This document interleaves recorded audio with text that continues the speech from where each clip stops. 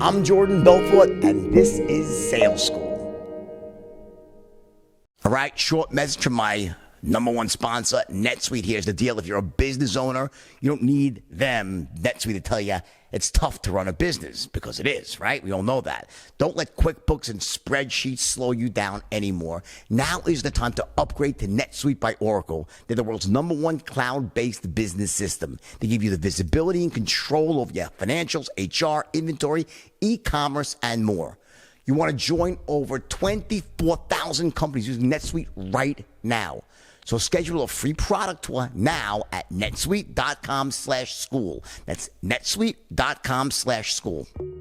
Hey, JB here, the Real Wolf of Wall Street. Welcome to Sales School, the place to get your daily dose of sales training and tips that will help you increase your closing rate and make a lot more money.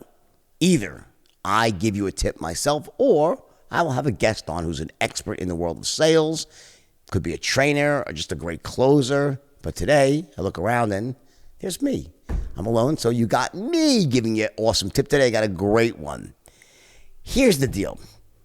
One of the things, the biggest mistakes that I see salespeople make is they do not go into the sale with a strategy that actually follows the straight line.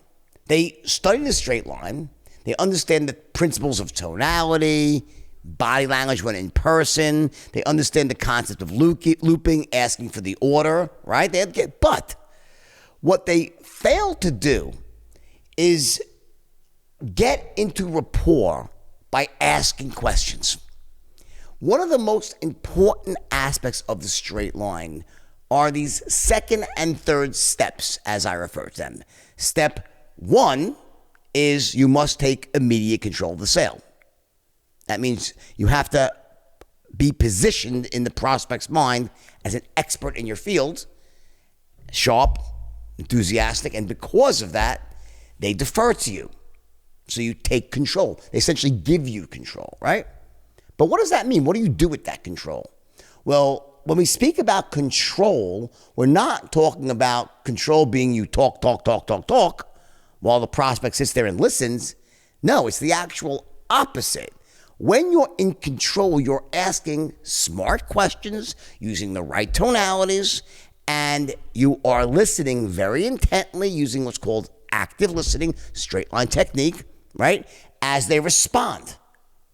And by doing that, by asking questions and listening actively as the prospect responds, what you end up doing is not just getting all the information that you need to decide whether you should even try to take this person down the straight line. Do they need the product, want the product? Can they afford the product? What are their pain points?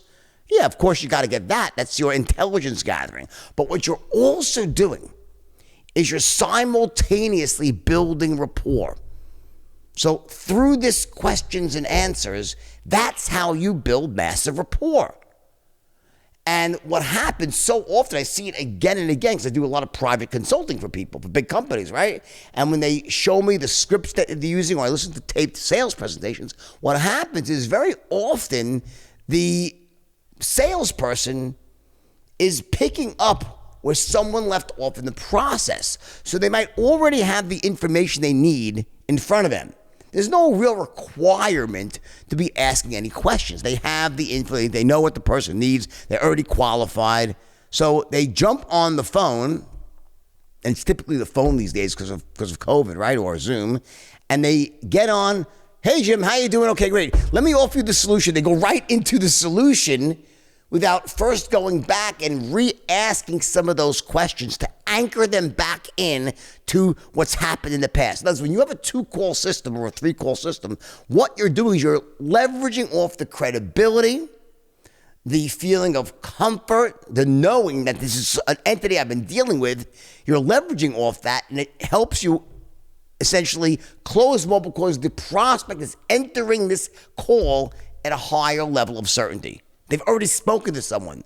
They've gotten a bit of education on your company, on your product, and so forth. But what I see happening here is that the next person in line, like the third person to speak to someone, or at least the second person to speak to someone, right?